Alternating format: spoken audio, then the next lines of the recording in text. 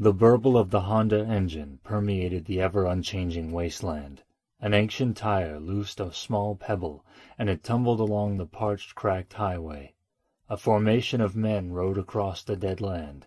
At the front the brown-haired man, Orwick, sat. He carried 2 6-shooters on his hip. His face was ravaged by the wastelands, blank and expressionless.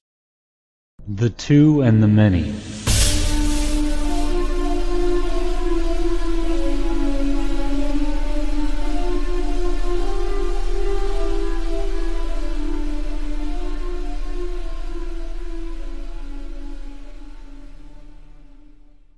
As he rode, Orwick turned in the saddle and stared at the boy who rode beside him, his face a complex mix of emotions. The boy was about middling height, and had a long embrace of dark hair that ran down his face in slight curls. His skin was Mediterranean olive, rather than the pale visage of the other bikers, and he had deep green eyes. He was not yet man enough to bear a faint trace of stubble, never mind a beard, and compared to the muscular bearded men that he rode with, he looked positively weedy. Orwick signaled to his men and pointed at the horizon. There was an irregularity on the usual flat horizon. A small jumble of ramshackle shanty houses together formed into a small village. The bikers all fell behind Orwick into an arrowhead formation as they entered the village. There was a slight screech and crunch as the bike stopped in the center of the settlement. Orwick dismounted and clicked the bike stand on. He walked over to the inn and kicked the patchy door down. Scared peasants crawled backwards against the walls and held each other. "Who is the leader here?" asked Orwick. I am, sir, spoke a scared-looking, balding, middle-aged man. Orwick walked over to the man and grabbed him by the collar and stared at him hard, his eyes boring into the man's. The man made a small squeaking noise as Orwick slammed him against the support beam of the building. "Mother wants to know why you haven't given your usual oilseed donation," he growled, his voice an angry hiss. "If I were you, I would keep a civil tongue," said the boy from behind Orwick's back. The man, shaking, clutched at his sackcloth shirt with his dusty, hard-worked hands. Sweat poured from his brow, and he tentatively coughed out the words. I have no need of your protection, sir. Orwick shook his head slowly. "What do you mean?" he asked. There was clear venom in his voice. The man licked his lips nervously, his eyes darting behind Orwick's shoulder. There was a small swish noise as Orwick dropped to the ground. A grimy, blunt sword passed over his head, and the blade cut through the soft flesh of the villager's unfortunate neck. Orwick drew his pistols and shot the man behind him, who fell to the ground with a quiet thump. The man's head bled profusely. Orwick turned to the body and kicked it over.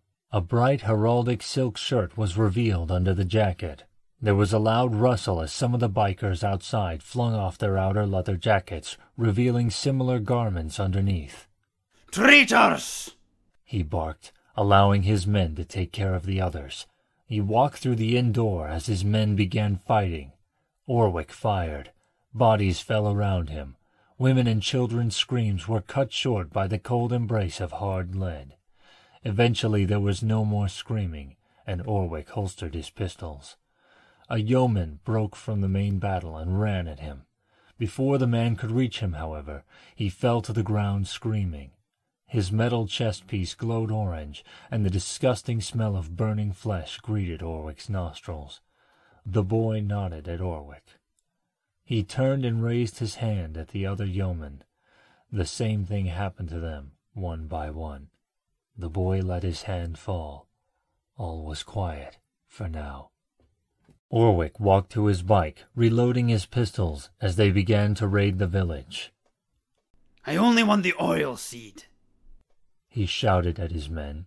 He sat down on the saddle and watched his men carefully. The boy walked over to him and sat on the ground by his feet. "I wish you would wear your helmet when you're on the bike, Murthan," Orwick said, lighting a cigarette. "The others don't," Murthan scoffed. "They have been riding longer than you, boy," Orwick said calmly. Murthan nodded.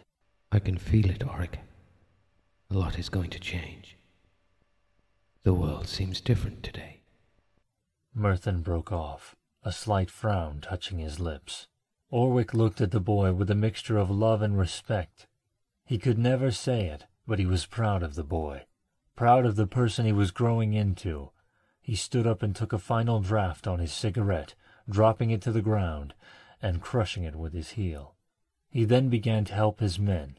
A few hours of strenuous labor passed until Orwick finally straightened. What's that? Merthin said, pointing to something on the horizon. Orwick picked up his binoculars from the bike and stared through them at the object. They're here, he said, dropping the binoculars to the ground. He ran over to the pile of seed. A man rode at the head of the force. His armor shone brightly, and his horse was sleek, muscular, and healthy. Behind him marched a vast army. Legions of men, armies of cavalry, and here and there, dotted amongst the soldiers, were other things. Things that belched smoke and noise. Things bedecked with heraldic banners and gun turrets. War machines. Over 100,000 warriors, knights, peasants, battle priests, the accumulated military might of the wasteland's biggest civilization, and they were on the march. The man drew his sword, a long, wickedly edged weapon. Light glinted off the large ruby in the pommel. His close-cropped blond hair blew in a passing breeze, and his hard gray eyes glinted in the harsh sun. He shouted in a voice that bore a noble note. "Halt!" His voice echoed around the hills, the command repeated by hundreds of commanders, yeoman wardens, and knights. There was a noise like thunder as 100,000 men stood to attention. Commander Chevalier, Lord Maximilian informs you that the southern route is cut off. There will be no escape for the ones in the village. Excellent. Inform the knight commanders to proceed directly to the barbarian fortress. My personal force will be more than enough to deal with their pathetic raider band. He rode off, and Chevalier listened to the retreating hoofbeats.